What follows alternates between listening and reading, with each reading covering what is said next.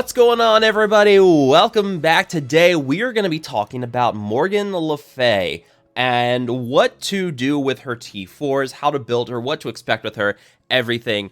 Started unlocking her last night in the Scourge event. I was able to complete difficulty 7 without any problems. Gonna start slowly working my way through difficulty 8, see what we can do there, and maybe towards the end release a guide, or kind of hold that till the next time it shows up.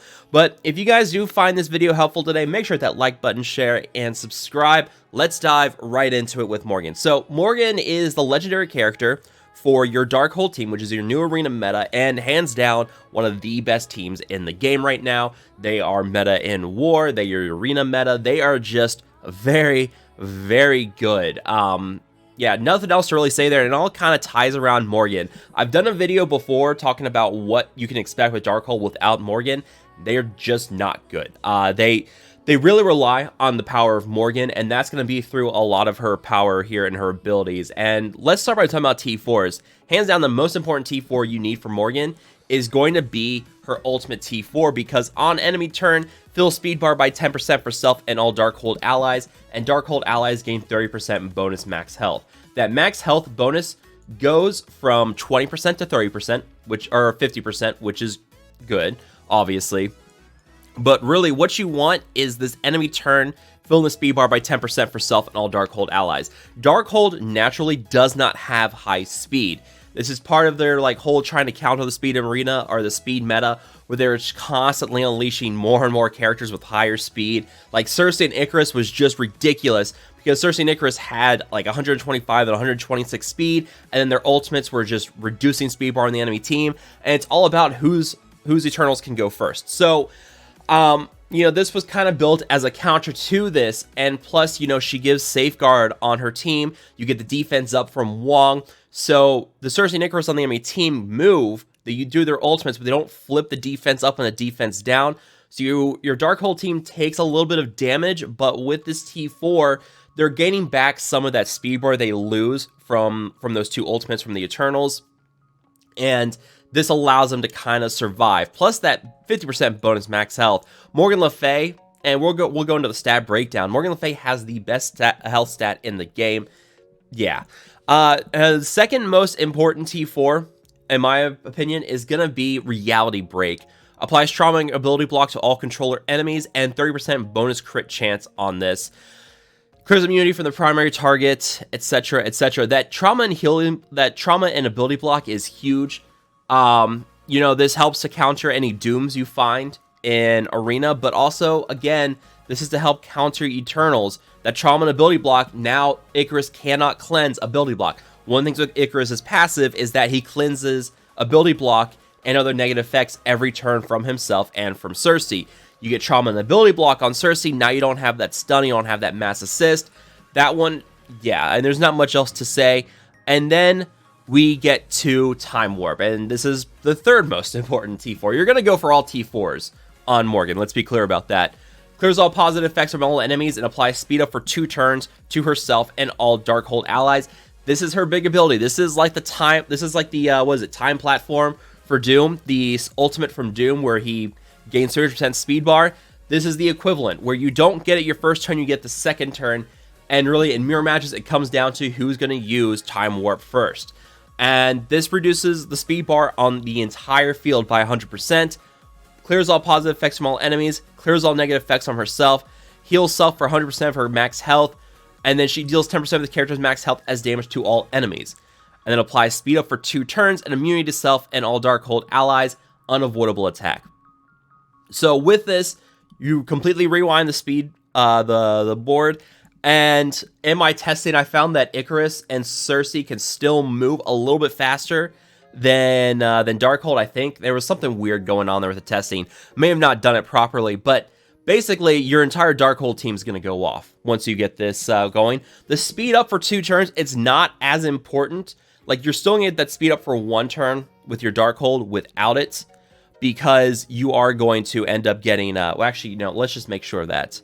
If we go and look at Time Warp, so you still get speed up for 1 turn for self and all Darkhold allies. So you don't need the T4 for that speed up for 2 turns, but clearing all positive effects from all enemies is pretty important. I mean, that's a team-wide dispel, full dispel. I mean, that's pretty good stuff. And then finally, her passive, or her basic, which I'll get to eventually. 50% bonus damage on the primary target and steals another 5% health on this. She goes from stealing 5% to 10% max health. Is a lot like Omega Red's basic, where you get that bonus max health that doubles it, or bonus max health steal, which doubles it, and a little bit more damage. But really, that 5% bonus max health stolen is really good. I enjoy that. It's going to be very helpful. Plus, it kind of helps top her off a little bit too, you know? So, you know, in terms of T4's passive, ultimate, special, and basic, basically just work your way up from the bottom up to the top, and that should be your T4 order. In terms of ISO, you've got 2 really good options. I've gone Striker on her. Her Striker ISO is absolutely bonkers, and we'll talk about that. You can also do Raider. If you go and look at your Darkhold team overall, your Darkhold team gets a lot of bonus crit chance and crit damage, and that's with Strange's passive here, where all Darkhold allies gain 50% bonus crit chance and crit damage. So you can run full Raider on the team, and it's not bad. It works really, really well. They all hit very hard, and, you know, it's going to be great. I still got to mess with Wong. I got to change him back over to Striker, but, you know, Raider on Heartless, Raider on Scarlet Witch, Skirmisher on Agatha, that's what I've been running so far. And yeah, I'll run Striker back on Wong for that Dispel. Or not the Dispel, but the Cleanse. But Morgan's basic ISO attack is absolutely crazy. If you look at this, attacks the primary target for 248% damage and 17% piercing. Copy and clear 2 positive effects, excluding taunt. On crit, instead, copy and clear all positive effects, excluding taunt. Steals 10% health from the primary target and redistributes to self. That is a lot for a basic. You know, on crit, copying and clearing all positive effects, or just copying and clearing 2 positive effects. And you're going to have a high crit chance on her with this Darkhold team. So right now, with Outraider on her, she's running 10% crit chance. She'll get another 50% up to 60% crit chance with Doctor Strange on the team. So she's going to have a pretty solid crit chance with that. So very good chance on ISO attacks to clear and copy all positive effects. You know, that will kind of headbutt a little bit with Time Warp, but Reality Break itself, you know, maybe you have the chance there to use that. But you know, yeah, like there's not much else to say. This is just an incredible, really, really good basic attack. And yeah, it's gonna be interesting to see how it all pans out. Like you may kind of double dip there on Time Warp, but even with that, you're following up, you're still in 10% max health, and then she's gonna go again pretty quickly because of the speed up, and then you get another bonus attack in. So you could do a bonus ISO attack with Time Warp, then her basic on her next attack, because your ultimate won't be ready to go at that point, and then you get an ISO attack. So potentially, in a very short window, you've stolen 30% health from enemies, redistributed to herself, but also maybe copied and cleared positive effects, if that's a thing. Like maybe someone falls low on health and suddenly they trigger like Death Proof or something. Now she can follow up with her ISO attack, steal those positive effects. There you go. Yeah, Striker, I think, is just the best option for her. You could also go, I mean, we have to consider everything. Healer would be interesting because her health is so astronomically high. Like, she has the #1 health stat in the game versus Omega Red was previously #1, but now Morgan Le Fay is #1. We usually see where Dormammu goes as we get more red stars for him in the future. So you'll only cap him out of 4. Eventually, he'll show up in Dark promo credits, which, yeah, we'll see. If you've got pretty good red stars in your Horseman, might as well go for it on Dormammu at that point.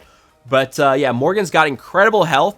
So, you know, this is one where, yeah, Healer could be interesting on her because such a massive health pool. She's going to be healing back quite generously with that. And you go and look at that. You know, on turn, heals most injured ally for a percentage of her max health. So, you know, this is very nice here. I mean, it is what it is, but yeah, I still like Striker and potentially Raider after Striker a lot better. In terms of stats, let's just kind of wrap this up with stats. We already talked about a little bit. She's got the best health stat in the game by far. If you go and look at her damage, she is, yeah, she's right here at #6 in terms of damage. Her armor is 31st in terms of armor. Her focus, she is number 9th in terms of focus. And then in resistance, she is number 2. So I believe that's also dealing with her passive. If I remember correctly, she gains bonus resistance. Yeah, 100% bonus resistance for herself and all Darkhold allies as well. So that the resistance stat is a little inflated because of the bonus there from her passive. Same thing with her health, but you know, at the end of the day, that's a huge resistance buff, and everyone on Darkhold team is going to get 100% bonus resistance. And like you can see here, Agatha is sitting here at number 9 in terms of resistance. She's going to have better resistance at that point than Morgan when she's on the team because of the passive bonus. So, yeah, there's some pretty crazy stuff here with this. And yeah, you know, more focus for Morgan because of Agatha giving her more. Like you see, Agatha has an inflated focus stat here. So Morgan will get, like, I believe 50% more with Agatha on the team. I should know that it's 50%, I believe, with the passive from Morgan. Yeah, 50% bonus focus there. And then you also go through, and I know Wong gives the team, or sorry, why am I looking at Morgan? I'm looking at Wong. Wong, I believe, gets 30% bonus armor with his passive as well. So you can kind of see where we're looking at here with everything. So if you go back and look at armor, she's in there at 25,000. So she'll get a 30% boost to that, and that'll take her into like top 10 region in terms of armor, possibly even top 5. So like you can see here, here's Wong at number 2 in terms of armor. Yeah, Morgan is going to be a very powerful character stat-wise. If you've unlocked her already, awesome. Hopefully, most players should be able to unlock her. So once you get her unlocked, congratulations. It's awesome. She works already pretty well. I'm already throwing her on arena defense just to see how she holds without red stars. We'll see how things hold out. But let me know down below. Do you guys have any questions about Morgan? Any thoughts, comments, ideas? Make sure to drop them down below. As always, if you guys have enjoyed this video or found it helpful, make sure to hit that like button, share, and subscribe. I will see you guys next time.